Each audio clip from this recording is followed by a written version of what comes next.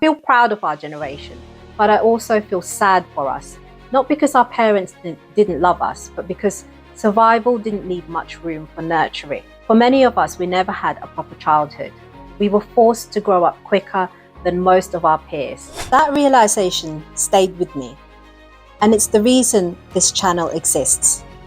I don't want younger people, especially second and third generation Filipinos, to feel as alone as I and my generation did. Sometimes, especially now as a parent myself, I can't help but look back on my own childhood and feel sympathy towards my younger self for all the times she felt alone, misunderstood, angry and uncared for.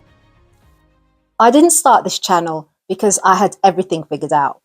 I started it because for most of my life, I felt like I was figuring things out alone.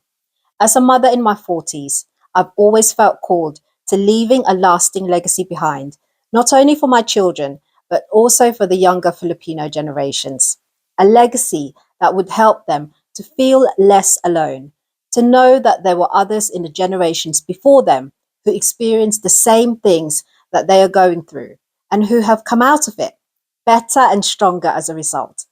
I also had this wish for my children to know their lolos and lolas stories, our parents' stories and experiences of moving abroad and building lives in foreign lands won't die with them and will never be forgotten. They live on in us, and by giving a voice and a platform to their stories, we continue to build upon and strengthen the foundations that they began to build for us.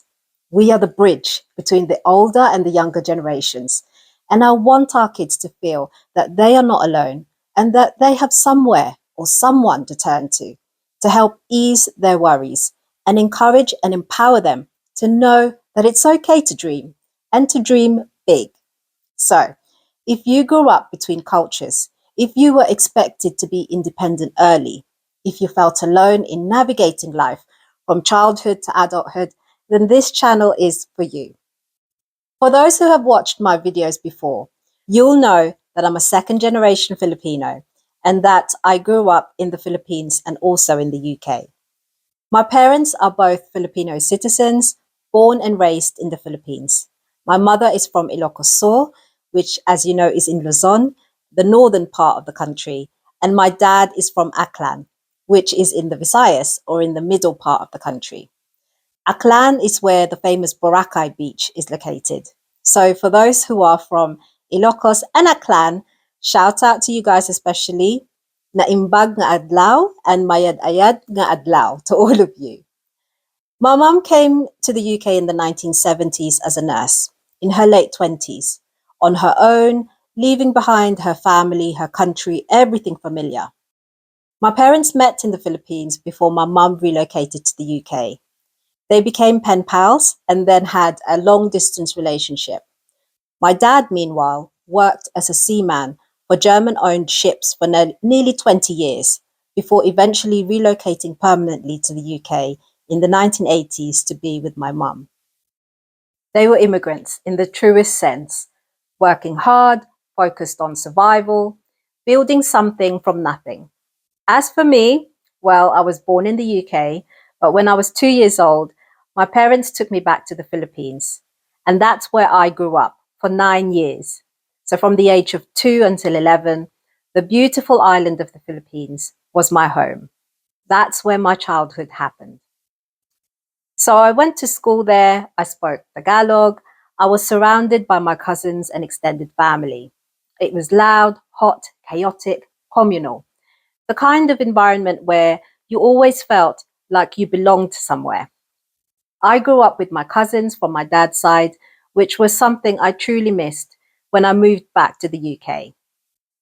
Back then, English wasn't something we spoke regularly.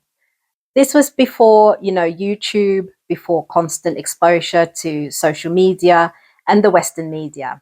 I knew basic phrases like, "What's your name? How old are you?" But I wasn't able to communicate properly because I didn't speak English fluently. It was weird because while I felt like I was Filipino, I was very aware, even from a young age, that I was different. I remember at school, when I was around 7 or 8, when the teachers would ask each student where they were born. And I used to dread answering this question because my answer would obviously be very different to the others. Surrey, England is not exactly the same as Cavite or Batangas or Manila.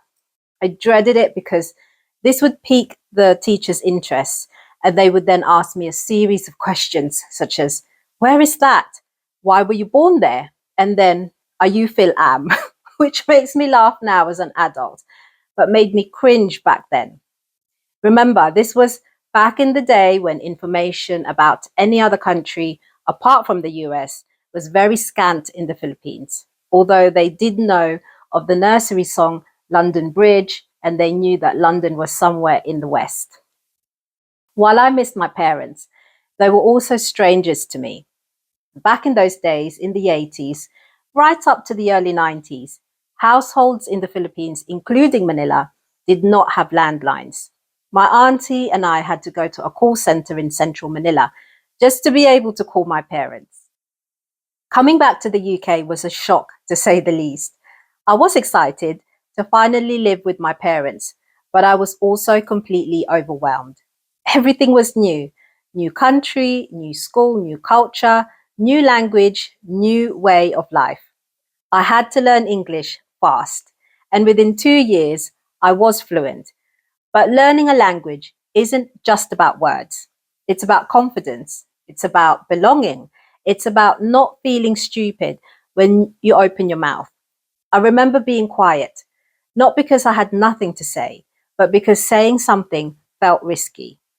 I had to learn how to fit in, how to read social cues, how to survive in a school system that even my own parents had never experienced themselves.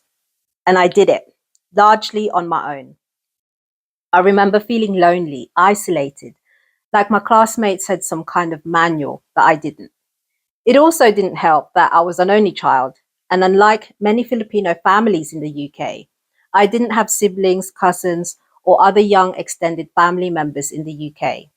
I also didn't know of anyone who was the same as me, who knew how to speak Tagalog while also learning to speak English. I couldn't relate to the Pinoy kids at the parties my parents and I went to, mainly because they had their own groups of friends and their interests and upbringing were just very different to mine. It was in secondary school that I became aware of something I didn't yet have language for. I remember feeling envious of my white friends, not because of what they had materially, but because of what they had at home. Their parents helped them with homework. Their parents understood the English school system. Their parents knew how exams worked, how teachers thought, and how to advocate for their children. And more than that, their parents understood them. There was no language barrier, no cultural translation required, no gap. I remember thinking how lucky they were, that they didn't have to worry about being misunderstood at home. I wasn't jealous of their lives. I was jealous of the ease of being understood. At home, things were different. My parents cared, of course, but they didn't grow up in this system. They didn't always understand what school demanded emotionally or socially. So I learned to keep things to myself, not because I didn't want support, but because explaining felt exhausting. Growing up, my parents worked constantly. They had to. They were building a life from scratch, focused on providing, staying afloat, moving forward. Quality time wasn't something we had much of. And I want to be clear, I'm not saying this with anger. I say it with understanding. They showed love through provision, but not presence, because that was the language they knew. But what that meant was that many of us, as children of immigrants, were left to figure things out on our own. We weren't necessarily abandoned, but we were often emotionally unsupervised and sometimes emotionally neglected. When I reached 16, my dad encouraged me to go to university and to study law. He knew I loved criminal law, and at the time, university was free. And being uneducated, he saw this as an amazing and privileged opportunity that one should take advantage of. I'm deeply grateful for that because that encouragement gave me access to a professional career and financial security that I now have. But I also know many peers weren't encouraged in the same way. They were taught directly or indirectly, to just figure life out.